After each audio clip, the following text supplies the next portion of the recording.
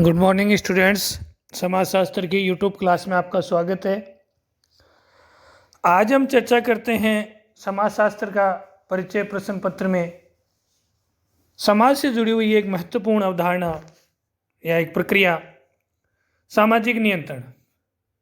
समाज विभिन्न संस्थाओं, अभिकरणों के द्वारा अपने सदस्यों, व्यक्तियों के व्यवहार को नियंत्रित करता है, उसे सामाजिक नियंत्रण कहते हैं।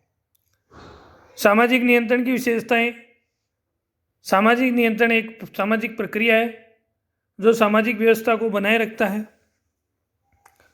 सामाजिक नियंत्रण एक विधि, तरीका या साधनों की व्यवस्था है।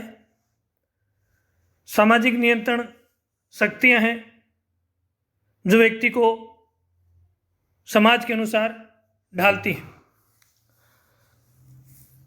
समाज के दबाव के प्रतिमान सामाजिक नियंत्रण है। सबका हित करने के लिए किया गया नियमन ही सामाजिक नियंत्रण कहलाता है।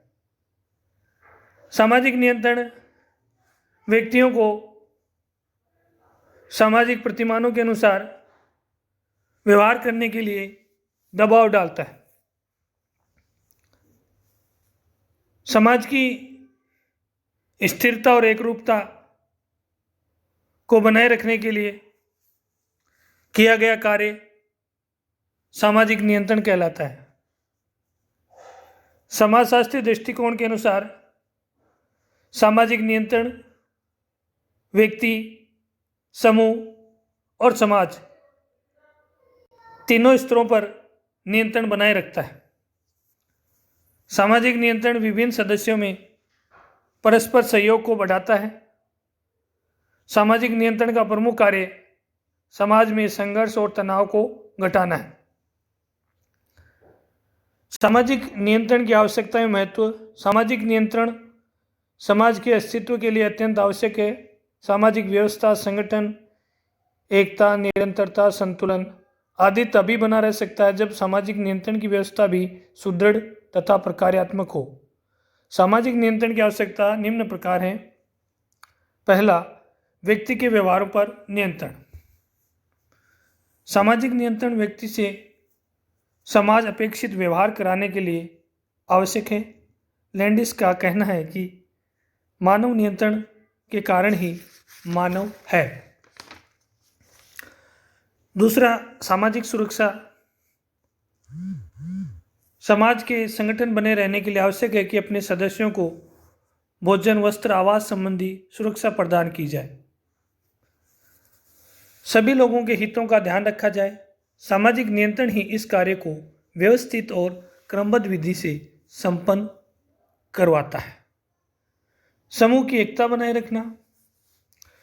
समूह के सदस्य परस्पर एक सूत्र में बंधे रहें। इसके लिए आवश्यक है कि सभी सदस्य परस्पर अपने अपने उत्तरदायित्वों को निष्ठा से पूरा करें। सामाजिक नियंत्रण की व्यवस्था इसका संचालन, निर्देशन तथा नियंत्रण करती है। समाज में एकरूपता बनाए रखना। सामाजिक संगठन क्या अपने मूल्य, आदर्श, प्रतिमान, रूढ़ियाँ, कार्य प्रणालियाँ, परंपराएं, विश्वास आदि होते हैं। संगठन तभी बना रह सकता है जब संगठन संबंधित सभी सदस्य इसका पालन करें तथा ध्यान रखें।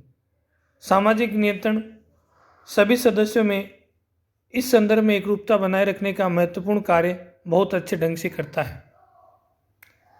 सहयोग। व्यक्ति अकेला अपनी आवश्यकता पूर्ति नहीं कर सकता। वह समूह तथा समाज में रहकर परस्पर एक दूसरे से सहयोग करके आवश्यकताओं की पूर्ति करता है। सामाजिक नियंत्रण विभिन्न अभिकरणों तथा व्यक्तियों, समूह तथा छोटी बड़ी समाज की अनेक इकाइयों पर नियंत्रण तथा दबाव के द्वारा सहयोग बनाए रखता है। परंपराओं की रक्षा। समाज में अनेक कार्य, आचरण, व्यवहार, कार्य प्रणालियाँ, लक्ष्य आदि परंपराओं द्वारा निर्धारित होते हैं। सामाजिक नियंत्रण सभी सदस्यों को परंपराओं के अनुसार जीवन निर्वाह करने के लिए बाध्य करता है। सामाजिक नियंत्रण के स्वरूप, प्रकार। विभिन्न समाजशास्त्रियों ने सामाजिक नियंत्रण के निम्न प्रकारों का वर्णन किया है। चेतन और अचेतन नियंत्रण। कुले व बर्नार्ड ने सामाजिक नियंत्रण के दो स्वरूप बताए हैं, चेतन और अचेतन। जब समाज के सदस्य समाजीकरण द्वारा मूल्यों, आदर्शों, व्यवस्था के तरीकों आदि को आत्मसात करते हैं तो ये व्यक्ति के व्यवहार का समय समय पर अचेतन रूप से नियंत्रण करते हैं। इस प्रकार से जो नियंत्रण होता है उसे अचेतन सामाजिक नियंत्रण कहा जाता है। उसी तरफ सामाजिक जीवन में अनेक ऐसे अवसर आते हैं जब व्यक्ति को संस्थागत साधनों का चुनाव करना पड़ता है तो इसे चेतन सामाजिक नियंत्रण कहा जाता है। प्रत्यक्ष और अप्रत्यक्ष नियंत्रण। कार्ल मानहिम ने अपनी पुस्तक मैन एंड सोसाइटी में प्रत्यक्ष व अप्रत्यक्ष नियंत्रण का वर्णन किया है। प्रत्यक्ष सामाजिक नियंत्रण वह है जिसमें निकट के संबंधी या लोग जैसे माता पिता, भाई बहन, मित्र, अध्यापक, पड़ोसी के प्रभाव के फलस्वरूप व्यक्ति पर नियंत्रण रखता है। इसमें आमने सामने का संबंध तथा लिहाज प्रभावशाली होता है जिस व्यक्ति पर नियंत्रण रखता है। मानहिम के अनुसार अन्य विभिन्न समूहों, संगठनों, संस्थाओं, भौतिक तथा सामाजिक इकाइयों द्वारा कार्यान्वित किया गया सामाजिक नियंत्रण अप्रत्यक्ष सामाजिक नियंत्रण कहलाता है। दैत्विक समूह द्वारा निर्देशित और संचालित सामाजिक नियंत्रण इसके अंतर्गत आते हैं। 3. सकारात्मक और नकारात्मक नियंत्रण।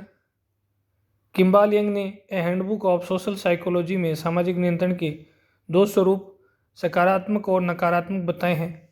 जब पुरस्कार देकर व्यक्ति को समाज सम्मत व्यवहार करने के लिए प्रेरणा दी जाती है और पुरस्कार पाने के उद्देश्य से व्यक्ति अपना व्यवहार ठीक कर लेता है तो इसे सकारात्मक नियंत्रण कहा जाता है। नकारात्मक सामाजिक नियंत्रण में पुरस्कार के स्थान पर दंड की व्यवस्था की जाती है। संगठित असंगठित सहज नियंत्रण। जॉर्ज गुरविच व मूर ने 20th सेंचुरी ऑफ सोशियोलॉजी में सामाजिक नियंत्रण के 3 स्वरूप बताए हैं। संगठित सामाजिक नियंत्रण उसे कहते हैं जिसमें अनेक अभिकरणों, नियमों द्वारा एक निश्चित सामाजिक संरचना के व्यक्तियों का व्यवहार नियंत्रित किया जाता है। परिवार, जाति, शिक्षण संस्था, कार्यालय इसके उदाहरण हैं। असंगठित सामाजिक नियंत्रण के अंतर्गत समाज के परंपरा, प्रतीक, नियम आते हैं। लोकाचार, परंपराएं, सामाजिक प्रतिमान इसके उदाहरण हैं। व्यक्तियों के अनुभव और उनकी आवश्यकताओं के अनुसार जो नियंत्रण किया जाता है वह सहज नियंत्रण होता है। औपचारिक और अनौपचारिक नियंत्रण। औपचारिकता के गुण के आधार पर नियंत्रण के 2 स्वरूप निश्चित होते हैं। औपचारिक सामाजिक नियंत्रण लिखित कानूनों के द्वारा होता है जैसे कानून, सत्ता आदि।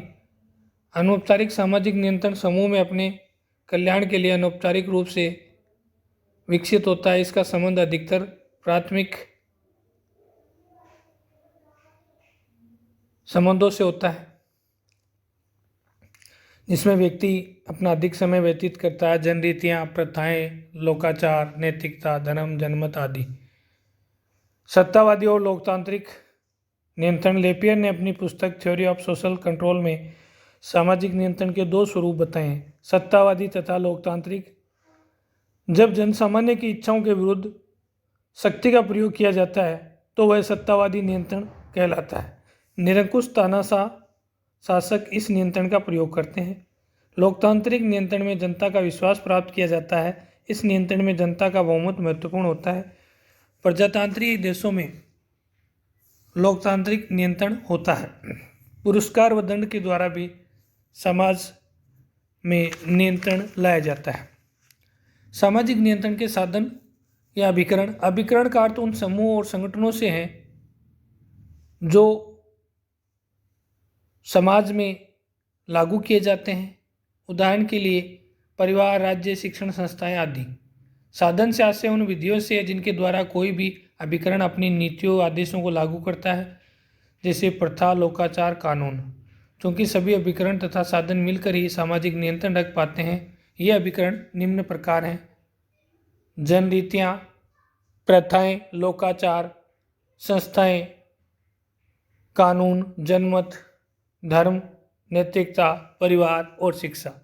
इन सभी साधनों के द्वारा समाज में व्यक्तियों के व्यवहार पर नियंत्रण बनाए रखा जा सकता है। धन्यवाद।